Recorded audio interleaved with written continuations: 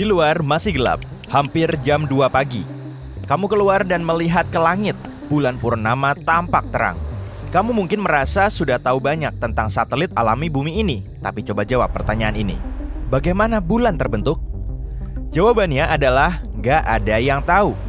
Tapi tentu saja ada beberapa teori. Teori paling populer yang disebut teori tuburukan besar menyatakan bulan terbentuk saat terjadi tabrakan antara bumi dan planet lain. Planet ini pasti lebih kecil dari bumi, yaitu seukuran Mars. Tabrakan itu sendiri mungkin terjadi sekitar 4,5 miliar tahun lalu.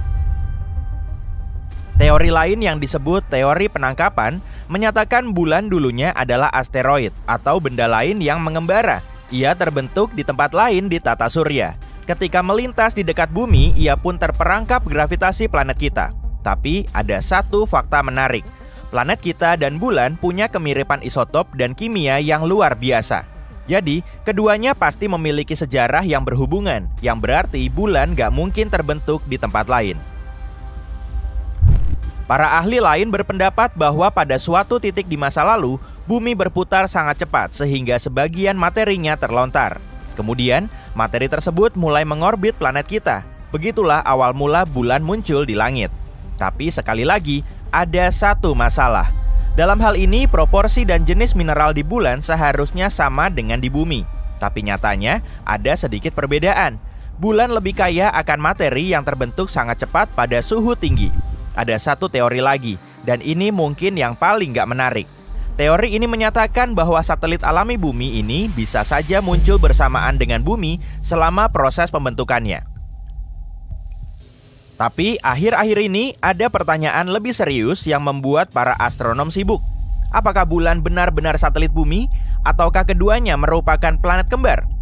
Bulan sangat besar jika dibandingkan planet kita, yaitu sekitar 1/4 ukuran bumi.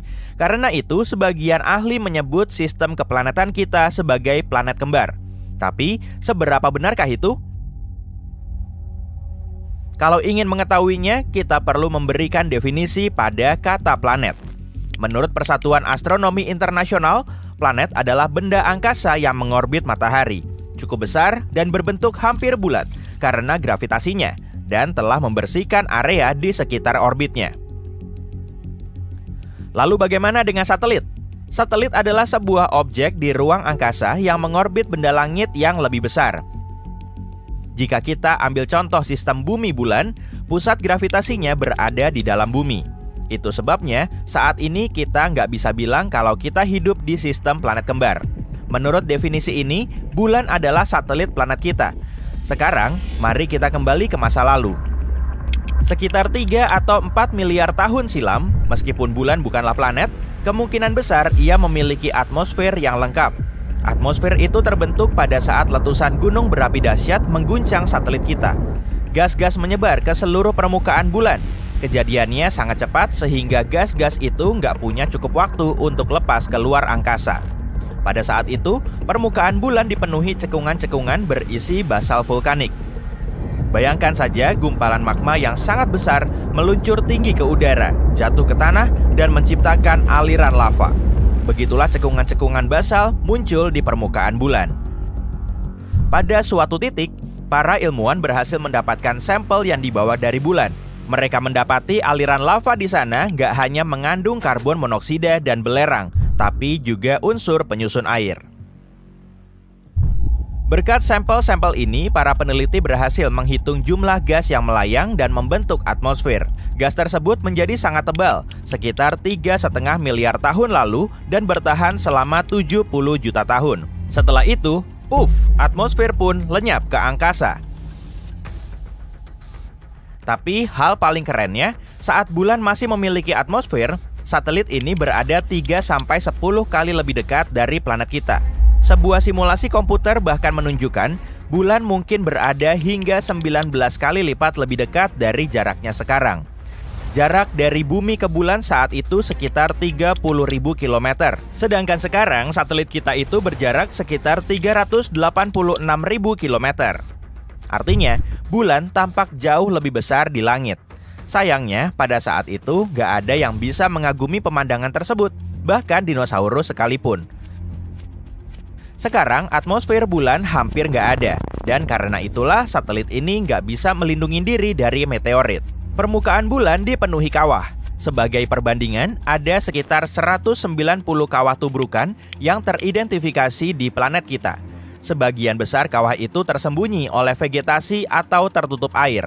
Tapi, kalau kita bicara tentang bulan, jumlahnya jauh lebih banyak lagi, yaitu mencapai jutaan. Dan sekitar 5.000 diantaranya memiliki panjang lebih dari 19 km. Karena aktivitas seismik di bulan nggak seaktif di bumi, kawah-kawah dan formasi-formasi purba lainnya tetap dalam kondisi sama selama berabad-abad. Saat kamu melihat bulan, ia adalah objek paling terang di langit malam.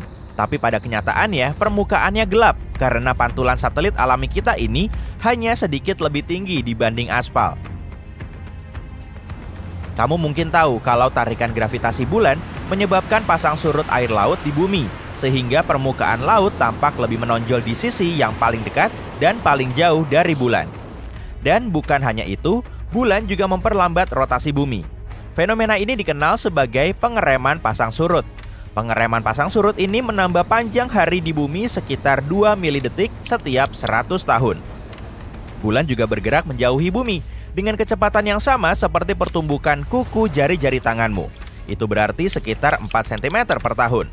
Jika suatu hari nanti bulan menjauh keluar angkasa, planet kita akan mengalami masa-masa sulit.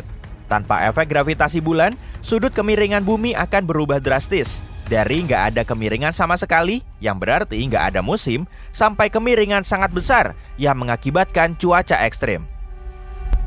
Meskipun sebagian besar permukaan bulan nggak aktif, satelit alami bumi ini masih mengalami gempa.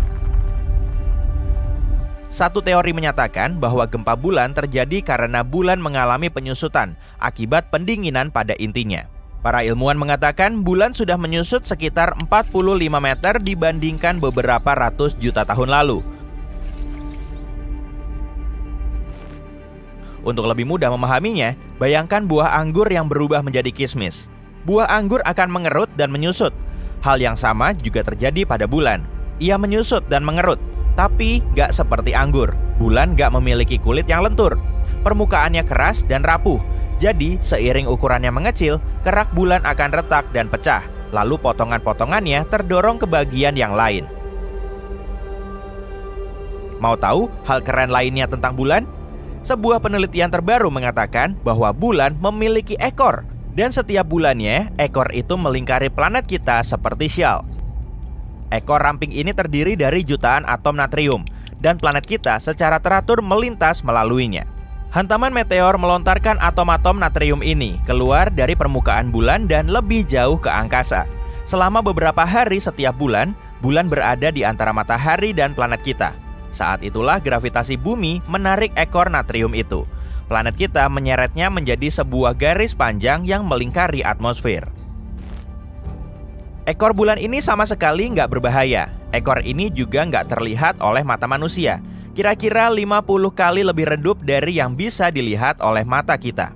Tapi, sesekali teleskop super canggih bisa menangkap cahaya kekuningan yang redup di langit. Ekornya tampak seperti titik berkilauan yang berdiameter 5 kali diameter bulan.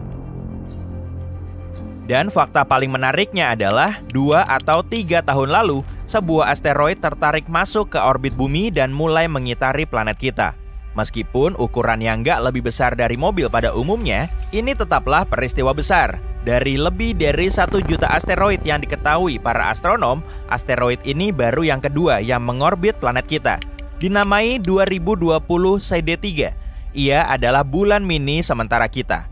Tapi asteroid itu nggak lama menemani bumi. Asteroid ini mengikuti orbit lain yang perlahan-lahan menjauh. Objek yang tertangkap sementara, seperti 2020 CD3, sangat jarang terjadi.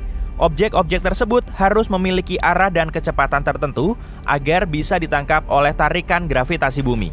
Jika tidak, benda-benda itu akan menabrak bumi atau terbang ke arah lain.